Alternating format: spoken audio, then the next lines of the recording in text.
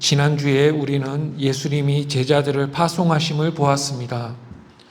놀랍게도 제자들의 사역으로 세상과 헤롯 왕이 예수님을 알게 되었습니다. 본문이 길어서 한 절 한 절 읽지는 않으며 사건을 전반적으로 살펴보겠습니다. 오늘 본문은 두 부분으로 구성되어 있습니다. 첫째 부분은 14절에서 20절까지이며 나머지가 둘째 부분입니다. 첫째 부분에 따르면 제자들의 사역의 결과 세상과 헤롯이 예수님의 행적과 가르침을 알게 되었습니다. 유대인들은 그가 엘리야 같은 선지자라고 여겼습니다. 반면에 헤롯은 자기가 죽인 세례 요한이 살아났다고 말합니다. 헤롯은 동생의 아내 헤로디아를 취해서 아내로 삼았는데 요한이 자기를 비난하자 요한을 옥에 가두었습니다. 헤로디아는 요한을 죽이려 했지만 헤롯은 그를 의인으로 인식했기 때문에 죽이지 않고 있었습니다. 둘째 부분은 과거로 뒤돌아가서 요한이 어떻게 죽었는지를 설명합니다. 요한을 죽일 좋은 기회가 헤로디아에게 왔습니다. 헤롯의 생일에 잔치가 성대하게 열렸습니다. 그때 신하들, 호족들, 로마 군대의 천부장들 등 많은 귀빈들 앞에서 헤로디아의 딸이 춤을 추었습니다. 의붓딸의 춤에 기뻤던 헤롯은 나라의 절반이라도 주겠다면서 무엇을 원하는지 물었습니다. 엿듣고 있던 헤로디아는 요한의 머리를 쟁반에 담아 달라고 하라고 딸에게 말합니다. 딸의 요청에 헤롯은 근심하지만 결국 귀빈들의 눈 때문에 요한을 죽입니다. 처음부터 다시 이야기를 살펴봅니다. 14절의 첫 단어 이에는 파송된 제자들의 사역 때문에 라는 말입니다. 제자들의 사역 때문에 예수의 이름이 드러났다는 말입니다. 제자들이 회개하라고 외치니까 예수님이 알려지고 그의 명성이 높아졌습니다. 그들은 자신을 드러내지 않고 예수님을 알렸습니다. 홀로 사역하실 때 예수님은 가버나움에는 알려지셨지만 세상에 널리 알려지지는 않으셨습니다. 예수님은 기적을 행하실 때마다 아무에게도 알리지 말라고 당부하셨습니다.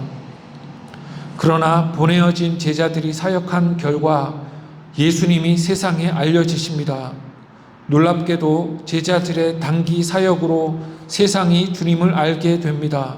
그러나 이것은 예수님의 죽음을 암시하기도 합니다. 그가 널리 알려질수록 어둠의 세력은 그를 죽이려고 합니다. 결국 몇 개월 후에 예수님은 죽으십니다. 그런데 헤롯도 예수님의 명성을 들었습니다. 이 헤롯은 마태복음 1장에서 동방박사가 찾아갔던 헤롯의 아들입니다. 헤롯은 이웃나라 에돔 출신입니다. 에돔인이 갈릴리의 왕으로 군림하고 있었던 것입니다. 그래서 헤롯은 열등감이 많았습니다. 그는 유대인들의 사랑을 받기 위해 애를 많이 썼지만 유대인들은 그를 좋아하지 않았습니다. 마가는 헤롯을 왕으로 부르지만 마태와 누가는 헤롯을 분봉왕이라고 부릅니다. 분봉왕은 사분왕으로도 번역이 됩니다. 사분왕이란 4분의 1만 왕이라는 말입니다. 즉 그는 가나안의 여러 지역 중에 갈릴리 지역만을 다스렸습니다. 또 그는 주권을 가지지 못했습니다. 로마 황제가 그보다 더 높았습니다. 로마가 하라는 대로 그는 따라야 했습니다. 로마가 민심에 따라서 왕을 폐위하기도 했기 때문에 헤롯은 지역민들의 환심을 사려고 무척 애를 썼습니다.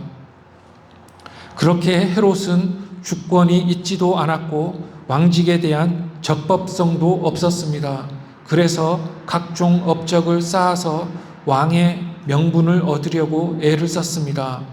그는 왕이라는 직함에 집착했습니다. 로마 황제와 정치인들에게 왕이라는 칭호를 받으려고 애를 썼지만 결국에는 받지 못합니다. 그런 헤롯을 마가는 왕이라고 부르면서 진정한 왕이신 예수님과 대조하고 있는 것입니다. 헤롯은 모든 사람들의 환심을 사려 했지만 결국 버림을 받았던 반면에 예수님은 완전한 삶을 사시고 우리를 위해 죽은 왕이시라는 것입니다. 헤롯이 예수님에 대한 소문을 들었습니다. 왕은 대개 가장 마지막으로 소문을 듣는 자입니다. 왕의 귀에 들어갔다는 말은 이제 세상이 다 알고 있다는 말입니다. 예수의 명성을 들은 헤롯은 요한이 생각났습니다. 요한은 왕의 오류를 지적했던 자입니다. 요한이 생각이 남은 헤롯에게 회개의 기회가 되었습니다. 사람들은 엘리야가 생각이 났지만 헤롯은 요한이 생각났다는 것은 그 증거입니다. 제자들도 회개하라고 외쳤습니다. 회개하라는 말을 들은 헤롯은 자기 죄를 뉘우쳐야 했으나 그렇게 하지 못했습니다. 그의 양심은 기능을 조금 했으나 회개로 이끌지는 못했습니다. 헤롯은 예수님의 명성을 듣고 세례 요한이 살아났다고 말합니다. 헤롯의 말은 영적 세계에 대한 무지를 드러냅니다. 죽은 사람이 살아난 적이 없습니다. 더욱이 죽은 사람이 다른 사람 속에 들어가서 행할 수도 없습니다. 그런데도 헤롯은 죽은 세례 요한이 살아나서 예수님 속에서 능력을 행하고 있다고 말합니다. 여기서 능력은 신적인 것으로 기적을 일으키는 힘을 말합니다. 그러나 요한은 기적을 행한 적이 없습니다. 또 죽은 사람이 다른 사람 속에서 기적을 행할 수도 없습니다. 우리는 성경을 통해 영적 세계에 대해 배워야 하며 그래야만 엉터리 지식을 갖지 않습니다. 헤롯이 가진 정도의 신학은 생각의 조각들에 불과하며 전혀 견고하지 않습니다. 헤롯의 신학은 엉터리입니다. 그는 유대인이 되고 싶어 했지만 유대인의 하나님을 전혀 몰랐습니다. 영적 세계에 대해 무지하니 양심이 그의 죄를 고발하고 괴롭혀 정함이 없는 것입니다. 헤롯뿐 아니라 다른 사람들도 예수님의 명성을 들었습니다. 그들은 예수님이 엘리야 같은 옛 선지자라고 말합니다. 구약에서 선지자는 하나님의 말씀을 대언하고 기적도 행했습니다. 그중 엘리야 선지자는 메시아보다 먼저 와서 메시아의 오심을 알리는 자로 예언이 되었습니다. 따라서 사람들은 예수님이 메시아의 오심과 관련됨을 짐작한 것입니다. 그러나 그들은 예수님의 명성은 들었지만 그가 메시아이심은 믿지 못했습니다. 17, 18절은 헤롯이 전에 요한을 잡아 옥에 가둔 이유를 설명합니다. 요한은 동생의 아내를 취하는 것이 옳지 않다 하며 헤롯을 비난했습니다. 그래서 헤롯은 요한을 옥에 가두었습니다. 왕의 원수는 선지자입니다. 아무도 무서워서 입 뻥끗 못하고 있을 때 요한은 죽을 각오를 하고 왕의 오류를 고발한 것입니다. 헤롯은 그렇게 사람을 두려워했기 때문에 다른 사람들이 자기에 대해 하는 부정적인 말을 들을까봐 두려워했던 것입니다. 그래서 돌아다니며 말을 하지 못하게 요한을 옥에 가두었습니다. 헤롯이 요한을 잡아 가둔 이유는 헤로디아를 위함이라고 17절이 말합니다. 이 말은 요한의 말을 헤로디아가 더 싫어했다는 말입니다. 취한 자는 헤롯인데 취해진 헤로디아가 더 괴로운 것입니다. 헤로디아는 요한을 죽이려고 기회를 엿보고 있었습니다. 21절에 따르면 마침 기회가 왔습니다. 헤롯의 생일이 되었습니다. 요한을 죽일 기회가 헤로디아에게 왔습니다. 많은 손님들이 잔치에 왔습니다. 무절제한 즐김으로 마음이 풀어진 때가 악을 행하기 좋은 때입니다. 바로 그때 요한을 죽일 계획을 헤로디아는 세웠습니다. 춤 공연이 감옥 옆에서 행해지도록 장소도 변경해서 선택했습니다. 대본대로 잔치 중에 헤로디아의 딸이 들어와서 귀빈들과 헤롯 앞에서 춤으로 그들을 기쁘게 합니다. 헤롯은 원하는 것을 말하면 다 주겠다고 말합니다. 이것은 자기를 과시하는 말입니다. 자기에게 무엇이든지 줄 수 있는 능력이 있음을 자만하는 것입니다. 23절을 보면 헤롯이 나라의 절반이라도 주리라고 맹세합니다.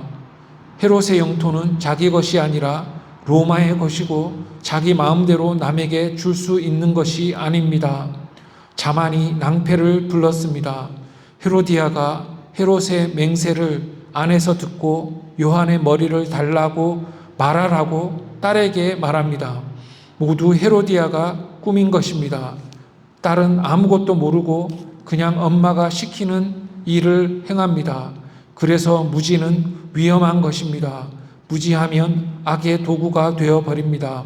25절을 보면 딸은 어머니의 말을 듣자마자 즉시 연회장으로 들어가서 요한의 머리를 즉시 달라고 헤롯에게 요청합니다. 즉시라는 단어가 본문에서 여러 번 반복이 됩니다. 딸은 자기가 무엇을 요구하는지 전혀 몰랐습니다. 그러자 왕이 심히 근심합니다.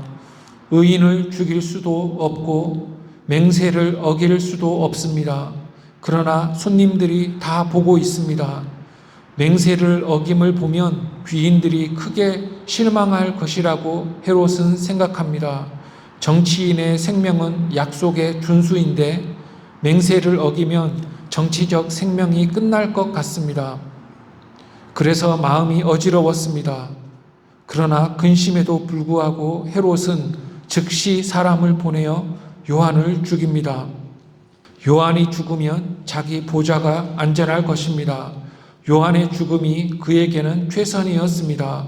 근심과 숙고에도 불구하고 그는 정의에는 아랑곳 없이 즉시 의인 요한을 죽입니다.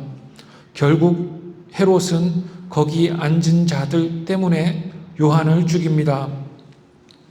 그러나 저는 누구도 쟁반 위에 머리를 보고 기분 좋게 돌아갈 사람이 없었을 것이라고 생각합니다. 모두 의인의 잔인한 죽음을 보고 소름을 치면서 돌아갔을 것입니다. 헤롯이 범죄한 이유는 그가 모든 사람을 사랑하고 모든 사람을 두려워했지만 가장 사랑하고 두려워해야 할 하나님은 사랑하지 않고 두려워하지 않았음에 기인합니다. 결국 헤롯은 헤로디아 외에 아무도 기쁘게 할 수 없었습니다.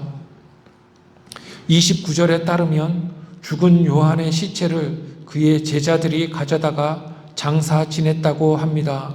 죽인 헤롯이 아니라 요한의 제자들이 그를 장사 지냄은 헤롯의 비인간적인 잔인함을 드러냅니다. 손님들은 이것을 드러내지 못하고 마음에 품고 돌아갔을 것입니다. 요한과 예수님의 유사한 점이 여기에 나타납니다. 둘은 거의 같은 나이에 사역을 시작하고 마쳤습니다. 요한은 예수님보다 반년 일찍 태어나서 반년 일찍 사역을 시작하고 반년 일찍 죽었으니 결국 같은 나이에 죽은 것입니다. 또한 이는 예수님의 죽음의 전조가 됩니다. 요한처럼 예수님도 무고하게 고발당해서 처형을 당할 것입니다. 요한은 의인의 죽음을 죽었습니다. 이것이 본문의 내용입니다. 헤롯을 통한 교훈을 하나만 짚으면서 말씀을 맺겠습니다. 사람은 하나님을 사랑하고 두려워해야 합니다. 하나님을 사랑하고 두려워함은 인간의 본무입니다.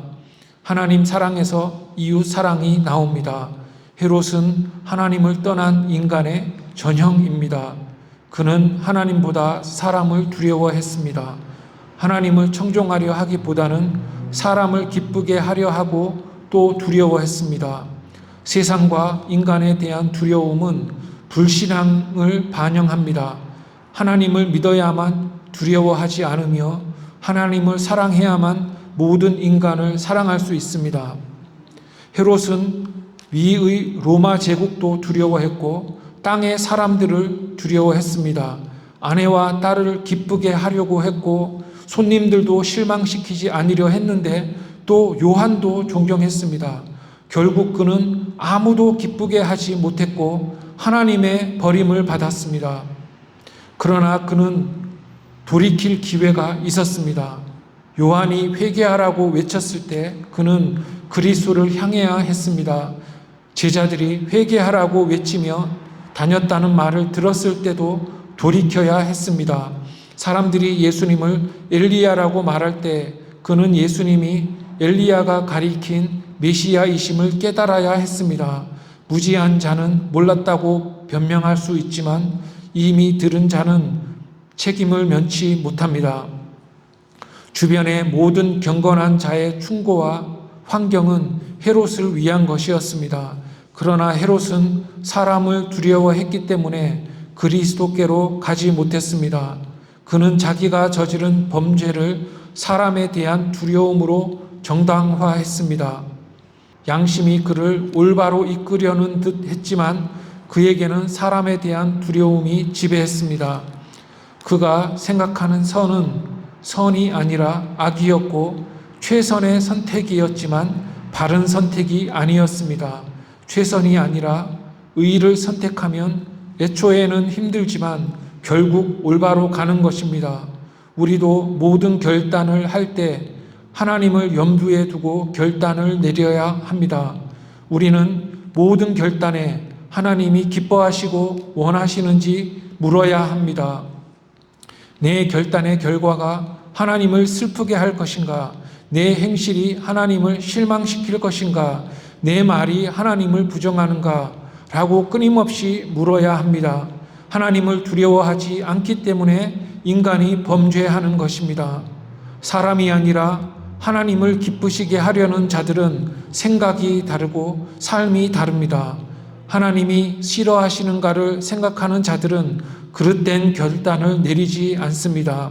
모든 사람을 기쁘게 하려고 할 때는 그들을 실망시키지만 한 분 하나님을 기쁘시게 하려고 할 때는 모든 사람을 사랑하는 것입니다. 또한 하나님을 믿고 인간의 본분을 확신하는 자들은 헤롯처럼 불안해하지 않습니다. 성경을 읽을 때마다 그리스도의 생애를 숙고할 때마다 하나님을 사랑하고 하나님을 두려워하는 방법을 배우는 우리가 되어야 할 것입니다. 기도하겠습니다. 하나님 아버지, 오늘도 말씀을 통해서 우리의 모든 결단에 하나님을 고려함이 있어야 함을 가르쳐 주시니 참으로 감사합니다. 사람과 단기적인 손실을 두려워하지 않아서 반대로 항상 하나님을 두려워하며 하나님의 음성에 민감하여 하늘 뜻을 이 땅에서 이루어 드리는 저희들이 되게 하옵소서. 예수님의 이름으로 기도합니다. 아멘.